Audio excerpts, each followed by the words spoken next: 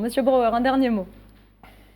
Oui, je dirais juste que, à partir de cette question de la France, on peut dire que l'Afrique s'est décolonisée. Elle a son indépendance, ses États-nations, ils sont souverains, ils sont indépendants, etc.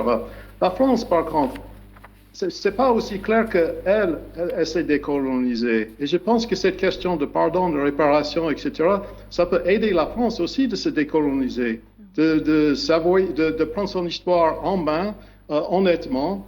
Et à partir de ça, parce qu'on peut se décoloniser pour avoir l'indépendance d'ici, mais le colonialisme, ça fait mal aussi toujours en Afrique.